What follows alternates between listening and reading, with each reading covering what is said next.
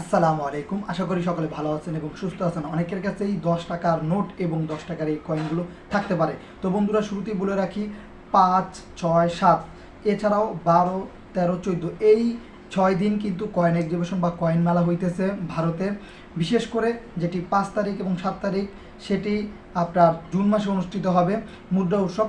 এই সব কয়েনগুলো এবং নোটগুলো আপনারা চাইলে যে কোনো এই নোটগুলো যেগুলো আপনারা দেখতেছেন এগুলো ছাড়াও যে কোনো নোট কয়েন পুরনো জিনিস এই কয়েন এক্সিবিশনগুলোতে বিক্রি করতে পারবেন।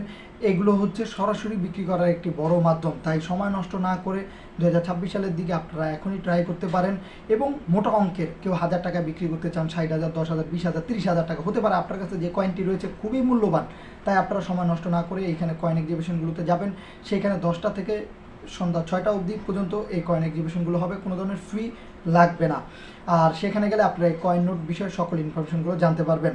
এছাড়াও বাংলাদেশের 1 টাকা লাল কয়েন নিয়ে কিন্তু বর্তমানে খুবই গুজব ছড়াচ্ছে, তাই আপনারা এই লাল কয়েন নিয়ে অবশ্যই সচেতন হবেন।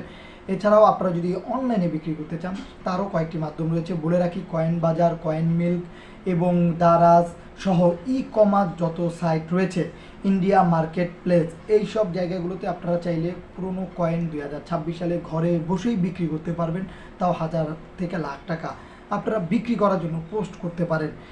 সেখানে কি করতে হবে, আপনার কাছে থাকা কয়েনের দুপাশে ভালো ছবি তুলে সেখানে পোস্ট করবেন।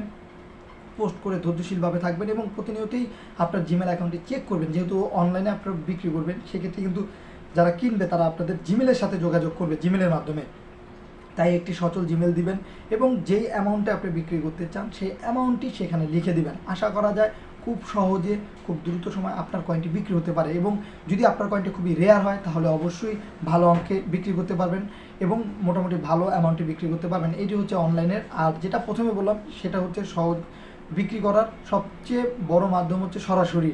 আর অনলাইনে বিক্রি করতে গেলে কখনো কুরিয়ার বা অন্য কোনো মাধ্যমে বিক্রি করবেন না। এবং যদি কোনো ধরনের তথ্য আপনার কাছে চায় যে রেজিস্ট্রেশনের জন্য এই ফর্ম পূরণ করতে হবে বা টাকা চায়, তাহলে এই সব লোক থেকে দূরে থাকবেন। তারা যে কোনো সময় আপনাদের সাথে প্রতারিত করতে পারে।